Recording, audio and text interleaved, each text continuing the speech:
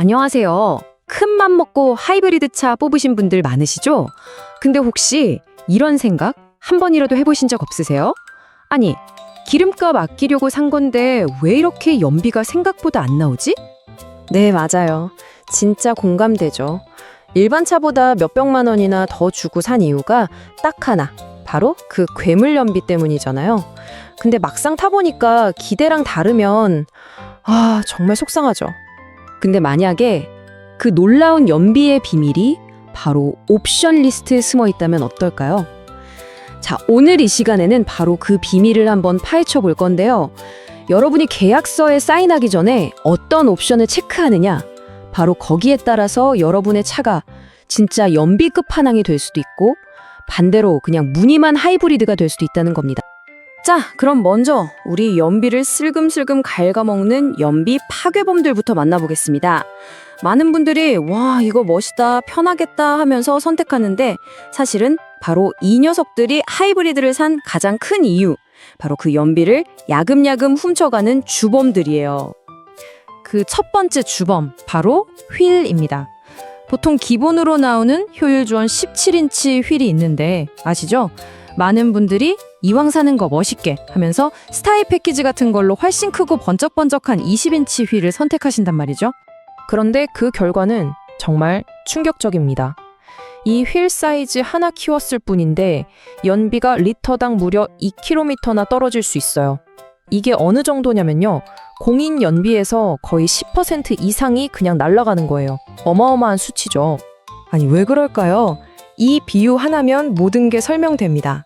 발목에 모래주머니를 차고 달리는 것. 똑같아요.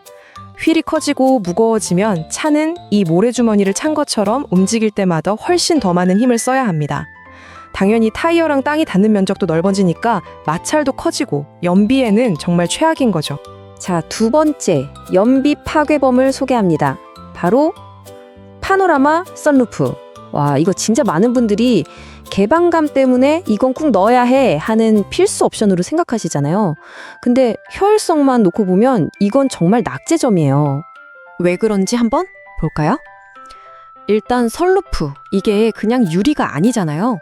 모터도 들어가고, 그래서 무게가 무려 50에서 80kg이나 늘어납니다. 이게 어느 정도냐면 말 그대로 성인 한 명을 차 지붕에 항상 얹고 다니는 거랑 똑같은 거예요. 무게만 문제냐? 아니죠. 냉난방 효율까지 떨어뜨려서 안 써도 될 에너지를 계속 쓰게 만듭니다. 자, 지금까지 우리 연비를 갉아먹는 악당들을 살펴봤죠? 그럼 이제 분위기를 바꿔서 반대로 여러분의 하이브리드 성능을 200% 끌어올려줄 영웅들을 만나볼 시간입니다. 하이브리드 시스템의 잠재력을 제대로 터뜨려주는 아주 현명한 옵션들이죠. 첫 번째 영웅은 좀 의외일 수 있어요. 바로 열선, 그리고 통풍 시트입니다. 에이, 이게 무슨 연비랑 상관 있어? 하시겠지만 이건 그냥 편하자고 있는 기능이 아니에요. 아주 핵심적인 효율 관리 도구입니다. 특히 겨울철에요, 하이브리드 연비가 뚝 떨어지는 가장 큰 이유가 뭔지 아세요? 바로 히터 때문입니다. 차 안을 데우려고 엔진이 억지로 돌아가거든요. 근데 이 전략을 쓰는 거예요. 실내 전체를 데우는 히터는 좀 낮추고 대신 내 몸에 직접 닿는 열선 시트랑 열선 핸들을 켜는 거죠. 이렇게 하면 엔진을 깨우지 않고 순수 전기 모드, 즉 EV 모드로 훨씬 더 오래 달릴 수 있게 되는 겁니다. 이게 진짜 꿀팁이에요.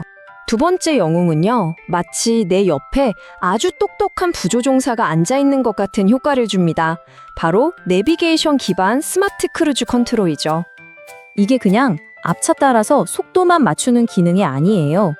내비게이션 지도를 통해서 저 앞에 과속 단속 카메라가 있는지, 고속도로 출구가 있는지 이걸 다 미리 알고 있어요. 그래서 운전자는 아무 생각 없는데 차가 알아서 미리 가속 페달에서 발을 떼고 스르륵 관성주행으로 들어가는 거죠. 솔직히 사람 발보다 훨씬 더 정교하게 연료 낭비를 막아주는 진짜 스마트한 기능입니다. 그리고 세 번째 영웅, 바로 패들 시프트입니다. 보통 이거 스포츠 주행할 때 기어 바꾸는 용도로만 알고 계시잖아요. 근데 하이브리드에서는 이게 완전히 다른 역할을 합니다. 바로 브레이크 없는 충전 레버로 변신하는 거죠. 브레이크를 밟아서 에너지를 버리는 대신 이 패들 시프트로 감속하면서 버려질 뻔한 에너지를 다시 배터리로 꽉꽉 채워 넣는 거예요. 정말 똑똑하죠?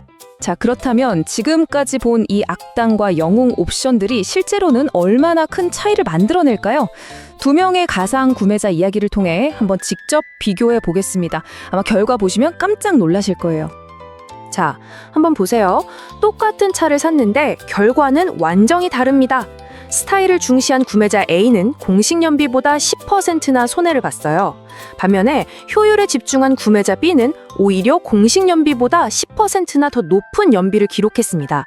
이게 무슨 뜻이냐면 두 사람의 실제 연비 차이가 무려 20%까지 벌어질 수 있다는 거예요. 정말 엄청난 차이죠? 자, 그럼 이제 마지막입니다. 이 모든 걸 종합해서 우리가 내려야 할 가장 현명한 선택은 과연 무엇일까요? 여기서 하이브리드 인텔리전스라는 개념을 꼭 기억하셔야 합니다. 이게 뭐냐면 아까 말씀드린 스마트 크루즈 컨트롤이나 회생제동 시스템이 똑똑하게 작동하는 핵심 두뇌 같은 건데요. 이 자동차의 지능을 100%다 써먹기 위해서 절대로 빼먹으면 안 되는 단 하나의 옵션이 있습니다. 그게 바로 순정 내비게이션입니다. 아, 요즘 다 스마트폰 내비 쓰는데 뭐하러 이걸 넣어? 하면서 빼는 분들 정말 많거든요. 근데 이거 절대 안 됩니다. 왜냐하면 차에 있는 그 모든 똑똑한 연비 기능들이 전부 다 이 순정 내비의 지도 데이터를 기반으로 움직이기 때문이에요. 이걸 빼는 건 말 그대로 자동차의 뇌 절반을 그냥 떼어내는 거나 마찬가지입니다. 똑똑한 하이브리드가 순식간에 바보가 되는 거예요. 자, 그럼 오늘 이야기의 핵심만 딱 뽑아서 기억하기 쉬운 하이브리드 오너의 황금률로 정리해 드릴게요. 아주 간단합니다. 휠은 무조건 잡기, 썬루프는 과감하게 빼세요. 그리고 거기서 아낀 돈으로 열선, 통풍 시트 같은 편의 기능, 그리고 스마트 크루즈 컨트롤에 투자하는 겁니다. 이게 바로 여러분이 비싼 돈 주고 산 하이브리드의 뽕을 제대로 그리고 가장 빨리 뽑는 지름길이에요. 마지막으로 이 질문을 한번 드려보고 싶습니다. 다음 차를 고르실 때 여러분은 진짜 효율을 선택하시겠습니까? 아니면 그저 효율적으로 보이는 외관을 선택하시겠습니까? 오늘 이야기를 통해 그 차이를 분명히 알게 된 여러분의 스마트한 자동차 생활을 응원하겠습니다. 현명한 운전자가 되는 가장 빠른 방법. 세모차를 구독하세요.